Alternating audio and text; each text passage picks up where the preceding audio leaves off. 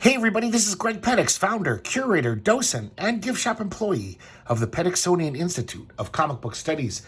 Today we're going to be looking at the trade paperback collection of the Hellboy Junior miniseries. This is one of the strangest spin-offs from Mike Mignola's Hellboy universe. I believe this is the early 2000s, he allowed Bill Wray, the famous animator and crazy cartoonist, full reign to do whatever the hell he wanted with this Hellboy Junior character, which is Hellboy is a little baby demon in hell. Bill Wray is made his mark with Ren and Stimpy. He was an animator on that show. But he's done a lot of cartooning over the years. Very just funny, goofy, over-the-top, kind of gross-out humor. That's what he's known for. And he delivers with this, with the help of a lot of very talented people. The lineup in this book of cartoonists is pretty stellar. So here we go, the cover by Bill Wray. Bill Wray is a really good painter. See this logo here, Comics from Hell. As we'll see as we flip through this graphic novel, this trade collection, there's a lot of Harvey Comics parodies in here. And that's like the Harvey Comics logo. We have this nice, on the inside front cover and back inside cover, there's this nice black and white drawing of all of the characters we shall see in this issue. The random, bizarre, strange characters.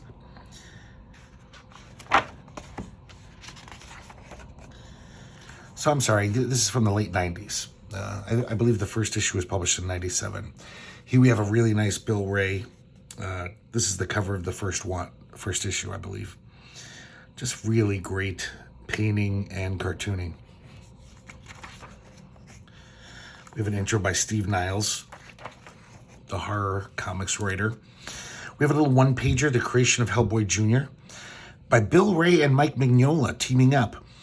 And this is really interesting, seeing Mike Mignola ink Bill Wray, because we see Bill Wray's typical style, but it's got this nice Mike Mignola sheen to it. It's a very nice, interesting art. And here we got the first Hellboy Junior story. Maggots, maggots everywhere. So here's a little Hellboy Junior. You know, he's an apprentice demon in hell. He wears diapers. And this is a running theme in this comic, is that all he gets to eat is maggots in hell as a junior demon. He can't eat roast flesh like the grown-up demons. And so he's always trying to find some other kind of food because he's sick of eating maggots. This first story is written and drawn by Bill Wray. And I assume he does the colors because no colorist is listed. John Costanza letters this whole comic, the famous letterer. And so he's down in hell and he's chatting with Hitler. Hitler's in the fire pits, as he deserves to be. And he asks for his maggot because the damned in hell, all they get to eat is human feces. So a maggot is a delicacy for him. So Hellboy's so sick of the maggots, he's like, fine. And he goes off to, he escapes hell. Because he's not supposed to leave hell, but he knows about this weird little way to get out. So he goes up to, right next to hell is this place called the Enchanted Land. So he's heading for that place. So he has to get past Cerberus, the three-headed dog that guards Hell's gates. I like how he draws it. It's like Huckleberry Hound, Wile E. Coyote. I don't know who this middle dog's supposed to be, but... So he gets his way back past Cerberus and makes it to the Enchanted Land. And he sees a little baby centaur, and he's going to spear it and eat it. But then the mama centaur shows up, and she beats the shit out of him. The father centaur shows up, and he's like, hey, leave him alone. He's just a little baby demon. But Hellboy Jr. clocks him and runs off. So he's still looking for food. He sees this rabbit, the head of a rabbit, and he throws a rock at its head, conks it on the head. But then he sees that it's this really big rabbit. He couldn't see his body from the angle he was at. Very tough-looking bunny. But luckily, the rock does its work, and he passes out. The guy's knocked out by the rock. And he's all happy. He's going to eat the rabbit. But then this kind of like park ranger warden shows up. This fly guy. And he's like, you don't got a rabbit license. So I'm going to write you up and we're going to confiscate the body. And he's like, I'm so hungry. It's so gross. The fly just turns around and shits out a little egg for him. He's like, you can eat this. So of course it's a fly egg. So a maggot comes out. And he eats the maggot. And but he's really still wants to get good food. So he's in the dark wood and all these trees that are kind of sentient and alive. And he breaks off the branch of one of them, so they're pissed off. And they all attack him. And even the rocks get into the game. Slag the Living Rock. Nice little homage to the Kirby monster comics of the 50s. Very good Kirby inking there. Kirby-ish. So he runs away. He just runs all the way back to hell. He's like, man, that Enchanted Land's a dangerous place. And when he gets back to hell, Hitler now has a fast food franchise where he sells human flesh. So Hellboy Junior is like, oh, this is great. I'm finally going to get something other than maggots. But Hitler informs him that the upper demons won't let him have any human flesh because he escaped hell. Hitler turned him in. He ratted on him. All he can have is maggot McNuggets. So Hellboy Jr. off panel here is going after him with a knife. He's going to kill Hitler. Well, he can't kill Hitler, but he's going to make him hurt. So here we have a beautiful Mike Mignola drawn story with additional dialogue by Bill Wray. And I'm pretty sure this is where the Dave Stewart coloring kicks in. Dave Stewart colors, he colors almost all the Hellboy stuff. And everything that's not credited to a colorist in this is by him. Just great colorist. He's like the master of red. Dave Stewart does the best red in comics. I don't know what he does, but it's beautiful. So here's The Devil Don't Smoke, based on a German folktale. I kind of don't believe that. I think that's not true, because it doesn't seem like any folktale. So we see young Hellboy Jr. He's studying for his exams, because he's he's learning to be a real demon. And he says, if I could find a real life human, I know I could ace my term paper. And then his little buddy shows up. And he's this little wing guy. And he's got this great design. He's just kind of looks like a raven with a human body, but he's got this human face with a mustache on his chest. It's just a really weird character. And he always gets Hellboy Jr. into trouble. So once again, Hellboy agrees to listen to him, and trouble will probably ensue. So they go up to the mortal realm, our world, and they see baby. I'm like, oh, great, we can take that baby. But the baby throws his toy duck at him. It's made of iron, knocks him out. He says, this old man conks him on the head, and they come upon this musketeer who just blows his head off, or shoots him in the face. So they're back in hell. They had no luck. Everyone kicked their ass up here, and he's just all beat up, and he's in chains for escaping from hell again. He's in trouble. And then we have a Hellboy named Sapien give a little commentary. What the hell is going on here? Here's we have one of the first obvious Harvey Comics parodies. Huge retarded duck. And this is supposed to be baby Huey, who was a very strange character in Harvey's pantheon. He kind of was just a huge retarded duck. So this is a little more honest. So we see him at home. His parents are just going at it. They're arguing. And she's going to stab her husband. He picks up the shotgun. Baby Huey says, if you don't stop fighting, I'm sorry, huge retarded duck says, if you don't stop fighting, I'm going to run away. And the father says, you better run. The next barrel's for you. So this is not a good scene. And as Huey, sorry, I keep saying it, huge retarded duck. Let's just call him Huge Duck. As Huge Duck runs away, you can hear the father saying, you bitch, my spine severed. And I should mention, this is words and colors by Bill Wray and art by Steven DeStefano. He's a great cartoonist. He does a lot of animation work as well. He did that Amazing Man comic in the 80s for DC, kind of for kids. But then ever since the 90s, he's definitely done more adult stuff. So he really captures that like kiddie style. This looks like it could be a fun kiddie comic except for the content. So this is so gross. He's like, his diaper's so full he can barely walk. And these mean kids show up. And they're like, we'll help you change your diaper. And then, but first we're going to play a game called Shove the Retard. They're just really little shits. So he just thinks it's a game though. Huge Duck doesn't really get it, you know. He thinks, oh, these are my new friends. Even though they're tying him up, they're beating the crap out of him. But then his mother shows up. And she's like, what are you doing to my boy? And these guys just attack her and start ripping off her clothes. And Huge Duck doesn't get it. He's like, you like nice men's, mommy? Mommy? Men's make mommy naked. Bad men's bad. And with the proportionate strength of a retarded child, he breaks out of his bonds and just totally massacres these guys. It's so gory. This guy's intestines are ripped out of his mouth. This guy's, the top of his skull is off and his brain's poking out. So, you know, his mom's half naked and he goes up to be like, Mommy, they scared me. But this is where it gets fucking nuts. This is so weird. He says, Mommy, you're so soft. I need...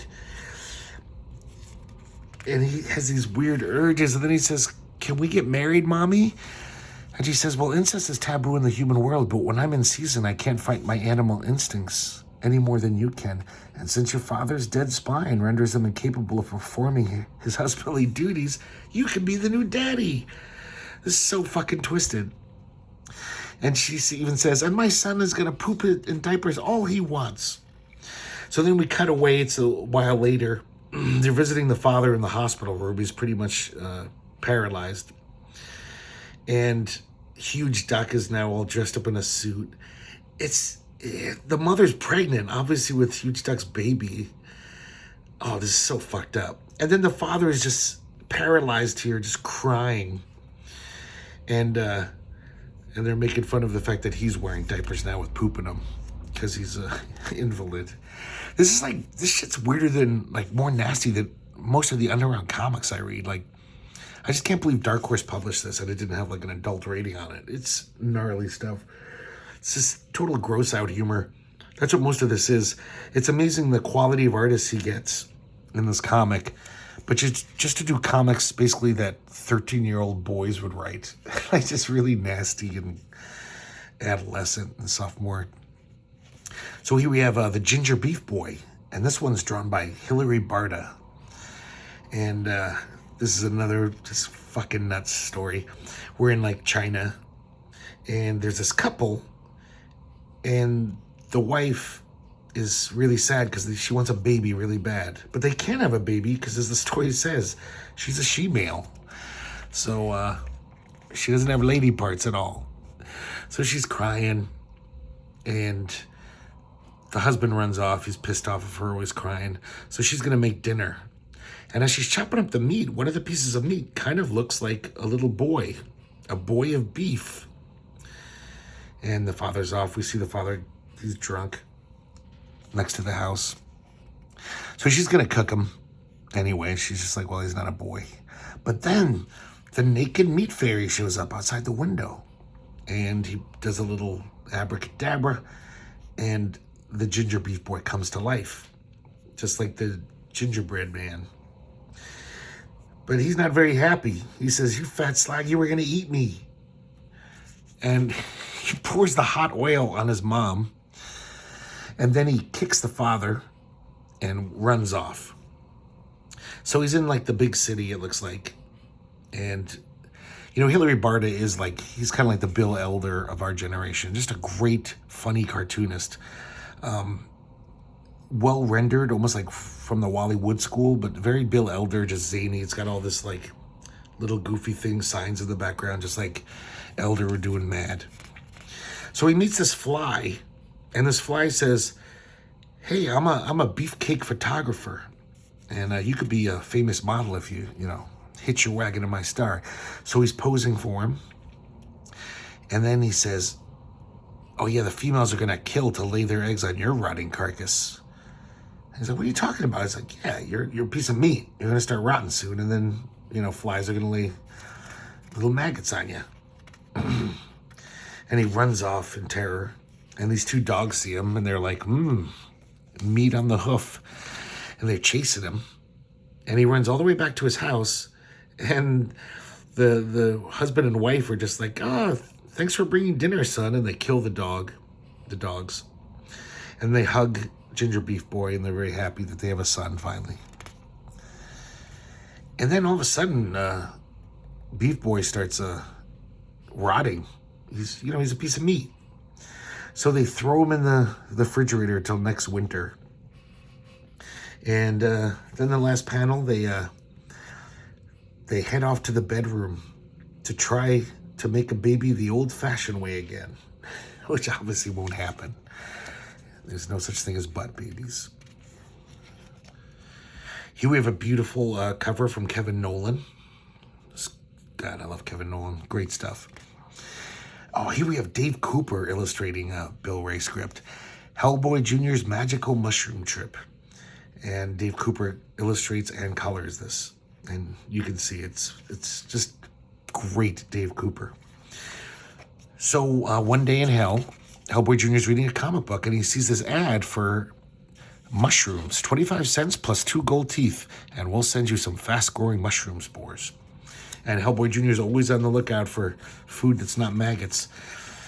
But he's like, I don't have 2 gold teeth. This wandering demon insect tells him, hey, Idi Amin's in hell. He's got tons of gold teeth. You can get them from him. So he finds Idi Amin, rips two of his teeth out, sends away for the mushrooms, and they grow very fast. And Hellboy Jr. just chows down on him. He makes a pig of himself. But he starts feeling sick. God, it looks like he's vomiting like a ton of vomit. A literal ton. And it goes right into Idi Amin's mouth. Idi Amin's mouth. He was like, delicious. This stuff is just so nasty. But then Hellboy Jr. starts to trip. And we get to see some great Dave Cooper, backgrounds. And that little insect guy, he's all cute now, because this is how Hellboy Jr. sees hell. It's like this candy-coated land of, just happiness and joy. Hellboy Jr. says, I want to be happy forever. So they see some more mushrooms. He's like, ooh, I want a second helping. So he goes in, starts chewing them. I like how he just dives in as he's chomping his way through these giant mushrooms, drilling through them. And then when he comes out the other side, he sees this huge, scary demon. He's like, it's my turn to eat, little grub. So he's like, I'm not happy now. And he starts having a bad trip. And everything turns nasty. Like the colors, everything's all shit brown and scary colors. And so he's tripping hard and it's not good. He feels all these boils growing on his body and these demons pop out of his boils. But then he comes out of his fantasia, his drug-induced fantasia. And when he wakes up, he's on a spit. Idi Amin's cooking him. So he says, Daddy, help me. And his Papa Demon shows up. We don't even see him except for his hooves. And he says, well, fat boy, you bested a demon. So I guess this whole thing was to see if Idi Amin could best a demon. And the rules say that he gets his own soul to torture, a virgin soul. Or, I'm sorry, he asks for a virgin. And he gives him this withered old nun. And so he goes off happy. And his father says, isn't it ironic that it's an unwritten Bible law that if you spend your life saving starving children, you're going to burn in hell? So it explains why there's a nun in hell. But then there's a little moral at the end, and he says, and remember, drugs are bad. Stick to murder and torture, like the rest of the devils. He gives him a little swat with his tail. And we see his bug buddy is totally dead and rotting here in the last panel. God, this is some great cartooning. We have Squid of Man, based on a true story by Bill Wray and Mike Mignola. Once again, This is not based on a true story. So we see this kind of Igor type guy lugging a squid, giant squid, back to his, mad scientist master, kind of like a Frankenstein type guy. And he brings it to life and makes this squid man. And all of a sudden, Death shows up for some reason. And he's kind of mocking the squid man. He's like, do I smell fish? What's with the gumbo boy, Doc? And he's all pissed off. He's all like, you mock the king of my new Atlantean race, and behold its queen. So he already made this lobster woman. And Death is kind of just saying, man, this is stupid. Why are you doing this? He's like, well, when these two mate, they'll create this new race that'll rule the oceans. And he says, that's never going to work. I bet you $20 that the lobster lady just blows off Gumbo Boy. And even Igor takes a little piece of the action. So he's like, I'll show you. The doctor says, I'll show you. And they come out of their little glass tubes, and it looks like they're in love. They're approaching each other. And the doc says, I win. I beat Death. So, but then the lobster woman just chops off his head with one of her claws and eats him. So Death wins the bet. So it wasn't just for $20. I guess it was to take him away too.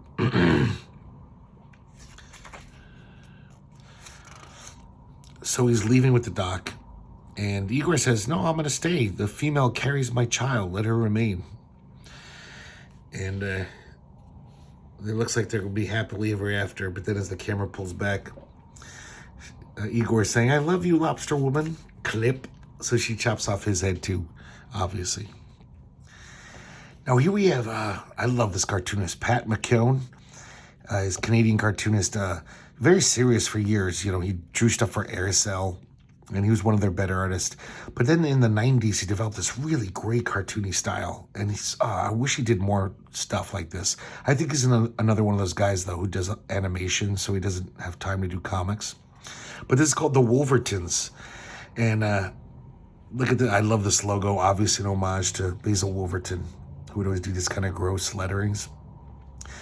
Once again, this is written by Bill Wray. And we meet the family, the Wolvertons. The father's a lumberjack in Alaska. The wife is a crash-landed alien. Their son has a nice face, but his body's monstrous. And their daughter is ugly except for her super hot body. And this is a great little, like, Lena the Hyena homage. He does a really good Wolverton, parody. So she has the face of Lena the Hyena, but a body that just won't quit. So she's very popular with the boys as long as they're short enough and they're into breasts. And they see these two little guys, they're so short, they can't even see over her breast to see how ugly her face is. So she has a bunch of boyfriends. And but the son is not so lucky. Women do not like him. So he's so depressed about the situation, he goes to the local bridge. He's going to jump in and drown, kill himself. But then this little Eskimo woman shows up, and she jumps the gun on him. She says, excuse me, and she jumps into the river before he can. So he jumps in to rescue her, and he finds out that she's blind.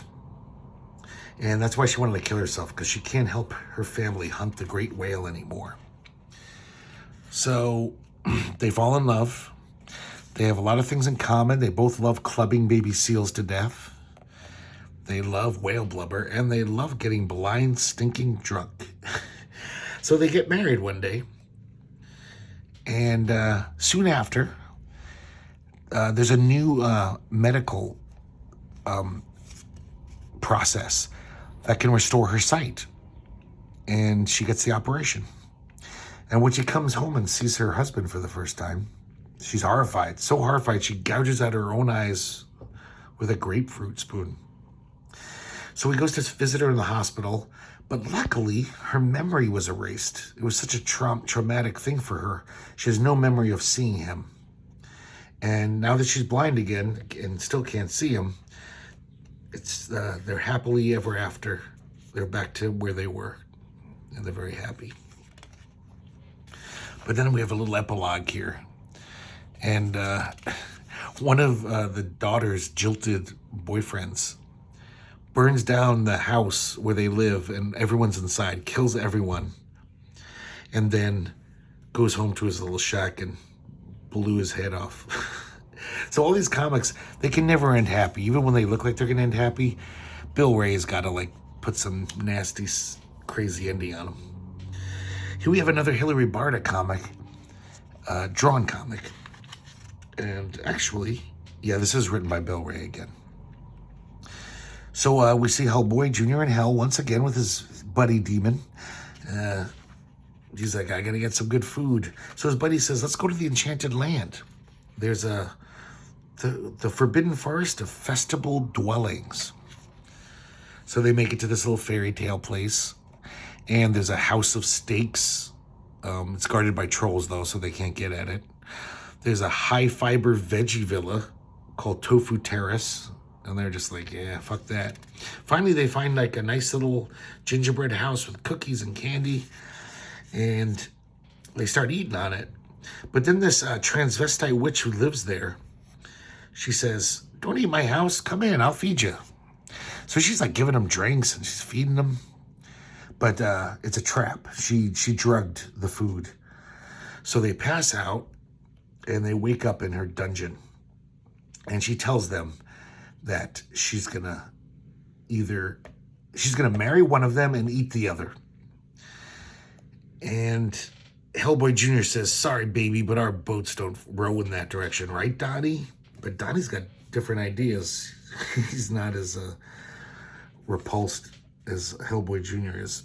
So she drags him up to the bedroom for their nuptials.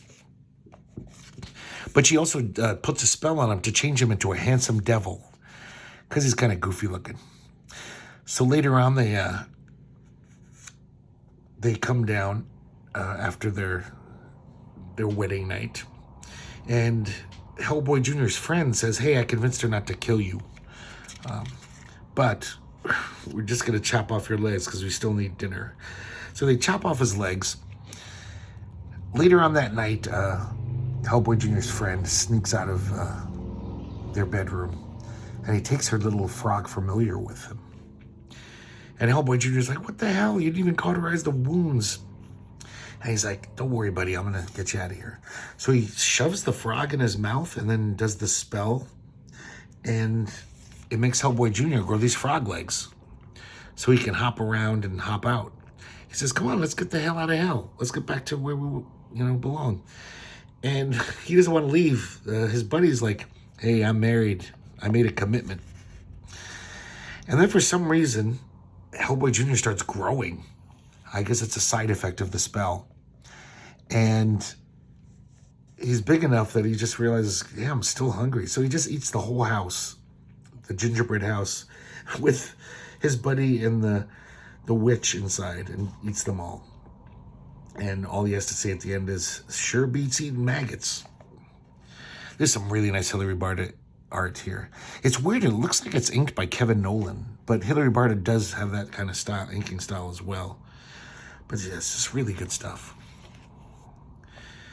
Here's a nice little, another Nowlan cover. Or that could be Hilary Barta. I'm not sure. It doesn't credit it. Oh no, it does. It says right there. It's Hilary Barta. So this is this kind of a dark story. Sparky Bear starts off. We're in the city. Very Will Eisner. The rain, the way the storytelling works. There's even a water tower on this building, just like in all those old, Will Eisner stories. And we're introduced to Sparky Bear, who does not look very happy. And he's reminiscing about his past. So at one time, he was like Smokey the Bear. He was like the spokesperson, spokesmodel for fire prevention. And he did commercials. He was kind of a celebrity. He lived in the park. He had his own little cabin overseeing the forest. And he really liked being, the top dog, or the top bear, I should say. But the other bears resented him for it. One day he meets a human woman and falls in love with her. And they get married. But within a short while, she leaves him. She doesn't want to live in the forest in a little cabin. So he's kind of bitter. But then the chief of the Rangers calls him in for a reprimand because he's not supposed to fraternize with humans human females. He says if he ever does it again, he's going to face the Blvd knife. And that's when Sparky realizes that, he's just a sideshow freak to these people. They don't respect him. So he takes a dark turn. And when he finds people making fires and smoking cigarettes in the forest, he goes all Punisher on them. He fucking kills them, snaps their necks, he kills them with their Jeep, just mauls people to death. So he's taking a bad turn. So finally the Rangers catch up with him, and they give him a huge beat down and then kick him out of the park. And they assume that the wild bears will take care of him out in the wild. But Sparkles, no, what's his name? Sparky. Yeah, Sparky Bear. He says they didn't have enough hate, enough will. So he kills all the other bears and then goes back to the park and blows up the Rangers' bunkhouse. Kills all the Rangers in the park. Unfortunately, that explosion causes the biggest fire in the park's history. And he takes off in a Jeep. All the animals of the forest are just glaring at him as he leaves. Their eyes burned holes in him as he drove away. So then he makes his way to the big city. And for some reason, he takes the Jeep apart piece by piece, brings it up to his apartment that he rents, and then rebuilds it. And every day, 24 hours a day, he leaves it running so it's ready. He's ready to escape if the animals ever find him, the forest animals. He keeps a window open. And so it's kind of a weird little story note. So he's in the city, so he has to eat a lot of canned salmon. So to make money, he becomes an arsonist for hire. So it's so weird. It's like Smokey the Bear. It's like this horrible, tragic turn. And he becomes exactly what he hated most. So one day, the animals catch up with him. They're outside his window, just staring daggers at him. He knows it's like the jig is up. But so he gets in his Jeep, and he warns them to get away or you're going to run them down. And they don't, so he just presses the gas pedal and just drives out of this apartment building. And we see this very cinematic 3 panels as we go closer to his eye, and then it cuts away, and we realize this was all in his head, this stuff about the animals finding him. And we see 2 detectives finding his dead body, and apparently he didn't leave the window open, so one day he just closed the windows and let the carbon monoxide take him away. It's a really dark story. It's I really like it. It's really good. And I don't know if I mentioned, that's Bill Wray writing and drawing everything. Here, luckily, we get another Dave Cooper drawn story written by Bill Wray. This is another Harvey Comics parody. It's Somnambo, the Sleeping Giant. So in this little fairy tale land, there's this village who's constantly terrorized by these trolls who come into town every now and then, and they sodomize their sheep, and they defecate all over the streets and just basically make things bad. So the townspeople say, Mayor, you got to do something. And so the mayor hastily went to the city dump looking for Eric the Unclean. So Eric the Unclean is this guy who's lived for 70 years in the dump. He's never taken a bath in his life, but he's also kind of considered like a wise man. So I like this. He says, the trolls even gave my prize ram gonorrhea. And the guy tells him, he's like, you know that mountain next to your town? That's actually a sleeping giant. He's alive. And, long ago in olden times, he would protect the village from the trolls. But then a cunning troll cast a spell of eternal slumber on him. So the only way to wake him up again, so he'll save the town, is to feed him a virgin. And they say, any virgin? And he says, yes, any virgin. So they grab him and take him to the sleeping giant and throw him in. Because they figure he's probably a virgin because no woman could ever get close enough to him. Or a man to have sex with him. Because he stinks so bad. So the giant wakes up. First thing he does is He drinks the local lake dry because he's thirsty. He eats half of the spring crop, or all the spring crop, and half the villagers' prize sheep because he's hungry. And then he shows up finally to the mayor and says, "What can I do for you?" And as soon as the mayor tells him, he falls asleep. Because I guess this giant, whenever he eats something, it makes him sleepy. But then the only way to wake him up is to feed him a virgin. So right then is when the trolls attack. Oh, and by the way, when he does collapse, he falls right on the local children's hospital, killing everyone inside. So this guy is definitely, it's the case of the cure being worse than the disease. So they find another virgin and throw it in his mouth, so he wakes up. And he says, "I live to kill trolls." So he goes around stomping the trolls and killing them. But then one brave kamikaze troll flings himself into the giant's mouth, knowing that it'll put him back to sleep. And it works. And this time he lands on a church and kills only the most devoted to God. So then over the process of this night, each side keeps throwing bodies into his mouth. So the trolls keep jumping into his mouth to put him asleep. And then the villagers feed him another virgin to wake him up. So he keeps killing trolls. Finally, the battle's done. And there's one troll left. And he's just like, "Fuck you, I'm out of here." So the mayor is just like, "We're free at last." And obviously all the villagers are like, "Yeah, the whole fucking town's in ruins and all of our children are dead. You know, not much of a victory." Then it gets even worse because eating all this stuff has given the giant agita. And he pukes up. You see all the bodies in it that he's eaten. But his puke is like lava, and the lava sweeps across the remaining survivors and kills most of them. But there's still 2 guys left, and they're yelling at him like, "God damn it, you fucked us up." And the giant gets sad and weepy, feels guilty, so he starts crying, and then his tears kill the last few guys remaining in the village. But at the very end, we see Eric, the unclean, the stinky guy. His 70-year-old coating of filth kept him from burning up in the giant's stomach and made him float like a cork. So he's the sole survivor. So, some beautiful Dave Cooper. Here we have another Harvey parody, Wheezy the Sick Little Witch. And this is another Stephen DeStefano drawn comic. And we see Wheezy's mom trying to give her weird remedies because she's always sick. And she doesn't like it.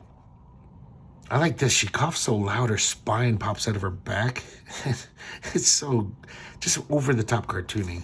You can tell this guy's from animation. And it looks very kind of Ren and Stimpy weird stuff. So the witch goes off. She has some shit to do. And she says, "You better not leave the house or you'll be in trouble because you're sick."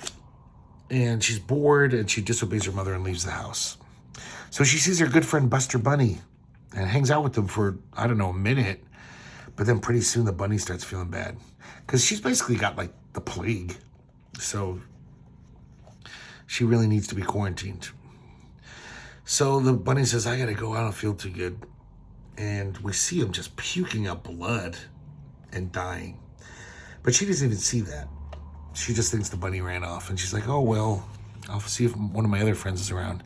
So she goes to see her friend Foxy. And he's sick as hell. And he's puking. He pukes up the Buster Bunny and blood and dies. And she says, "Oh, Foxy, how could you eat our friend Buster Bunny?" And so she's going to bury him. And this bear, kindly looking bear, shows up, Buddy Bear. And she says, "Oh, I think I made my friends sick and they died." So he says, "I'll help you bury them." But as soon as his back is turned and she doesn't see, he just wanted to eat the corpses. So he eats Foxy. And of course, within a few seconds, he's totally infected. But for some reason, it makes him like rabid. And he runs into the local village and just massacres all the townspeople. This is like really gory. So the ranger shows up and blows his head off. Wheezy's obviously just like, "Oh God, this is all my fault. I feel terrible." So she decides to go to find her friend Jasper the Dead Boy. Maybe he can help her. So she goes to the cemetery to find him. He comes out of his grave. And he says, "I know what to do. I know how to cure you. There's this magic troll that lives in a giant stomach. So, of course, because it's Bill Wray, writing this, they go in through his butthole and they end up in the stomach. The troll says, yeah, for an arm and a leg, it'll cost you. I can fix you. And it's this really nasty, gory scene where he rips out all of her entrails and until she's inside out. And then she beats it with a flaming 2x4, beats her body parts to kill all the germs.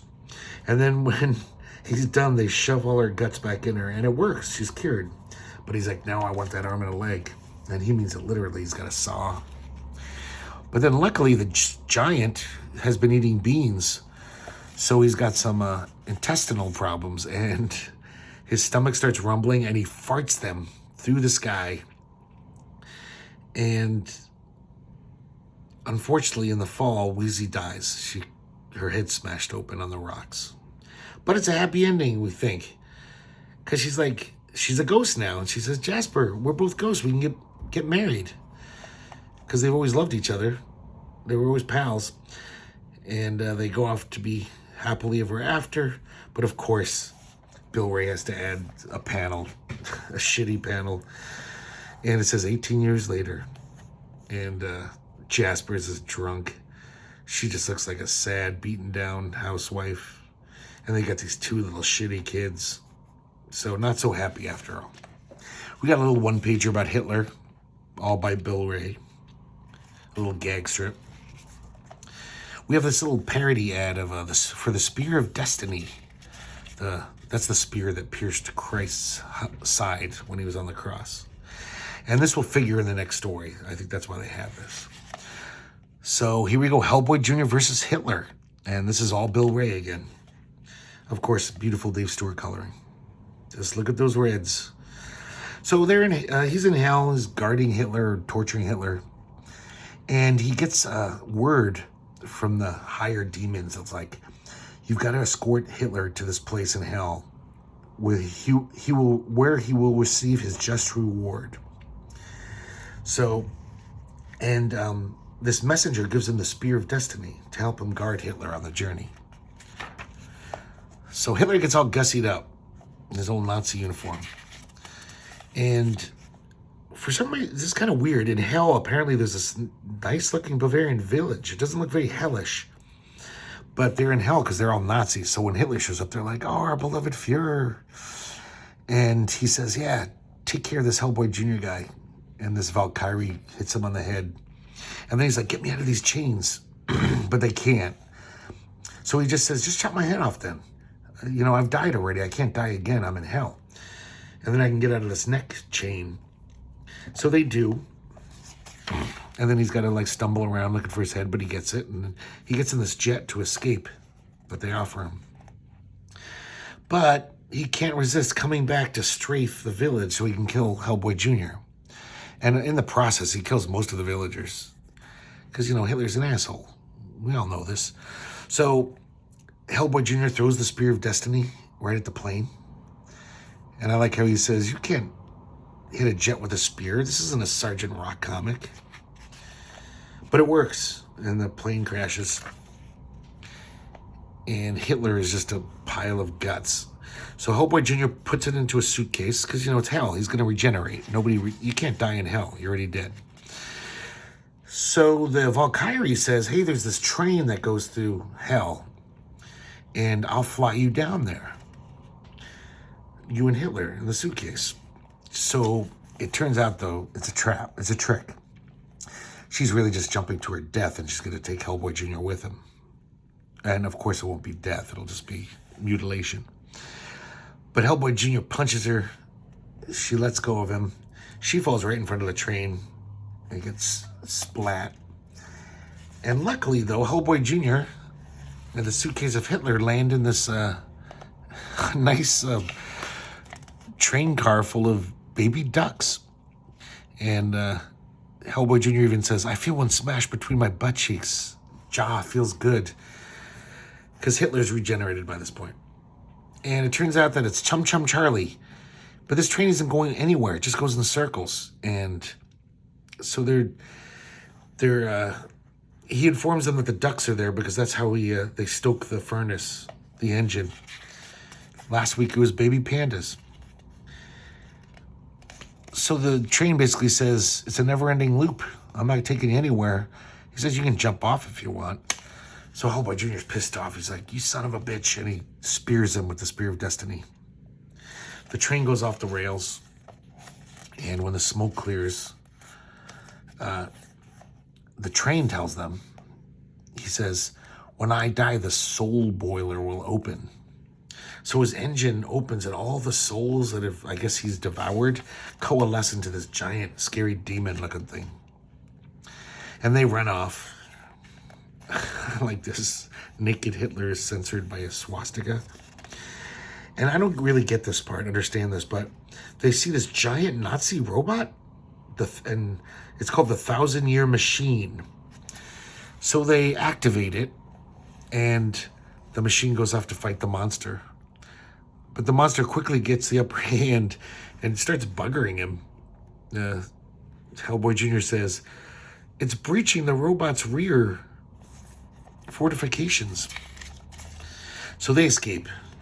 I guess the robot getting cornholed distracts the monster so they can escape. So they get to this cold part of hell, and there's all these Nazis frozen in the ice. And they recognize Hitler. They're like, he's going to lead us out of hell. Heil Hitler. But then Stalinberg shows up. So it's like Stalin, but he's like a frost giant. And he guards the Nazis, which is apropos. And he's basically going to kick their ass. So they find a VW and they take off.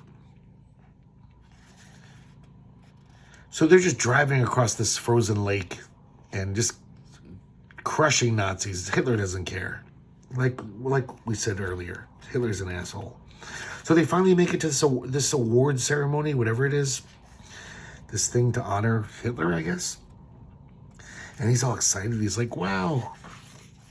But, of course, it's his just reward is he's crucified and they're torturing him.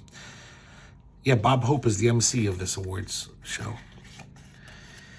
And we see them, they're burning Hitler on the cross there. And then Hellboy Jr. takes off. Job well done, Hellboy Jr. Nice Bill Wray painting. Probably a cover of one of the issues, I assume. This is really nice. They get Glenn Barr to do a painting. This probably was a cover too. Glenn Barr doesn't do much comic work, but it's really nice stuff. And here we got Hellboy Jr. gets a car, written and drawn by Mignola. This is one of the few comics in here not written by Bill Wray. And Hellboy Jr. is visiting his buddy Demon, and he's making a car as a gift to this like High Lord, this like Lord Demon. And Hellboy's like, oh, please let me drive it. Please let me drive it. He's like, well, I can't fit into it to give it a test drive, so maybe I will. You can give it a test drive for me. But whatever you do, don't touch the yellow button. And we can see Hellboy's like ne'er-do-well friend is already salivating. If you tell him not to do something, he wants to do it. He's a troublemaker. So as soon as they get in the car, he's like, press the button, press the button. And Hellboy Jr. once again listens to his stupid friend. And the car takes off like a rocket. And bouncing around the landscape of hell. Man, this art is so nice. I love Mignola's stuff so much. And the car makes it right to the Lord Demon's castle. And we see the demon here. He's expecting his delivery of the car today. And it crashes through. Hellboy falls into the moat. And he's in the water. And this giant fish gulps him up. And he says, I don't see how this day could get any worse. So, of course, you know something's bad's going to happen. So the fish gets caught by these demons. They beat the crap out of it to kill it with Hellboy Jr. inside. And they cook it over a fire. And they eat it. And then there's like one last morsel. It's little Hellboy Jr. who's been alive in the stomach the whole time. And he says, oh, Mama, can this really be the end? And we see death. So just a goofy little story. And then, of course, Mike Mignola has to bring out Hellboy to comment on it. And Hellboy's saying, adult Hellboy saying, who the hell ever thought this was a good idea? So it is kind of amazing that Mike Mignola gave up his, like, you know, $1 million character to Bill Wray to just do toilet humor and gross out shit. So I guess that makes me like Mike Mignola even more than I did. Seems like a cool guy. So we got a little nice sketchbook. We see some Bill Wray sketches. This was a commission piece.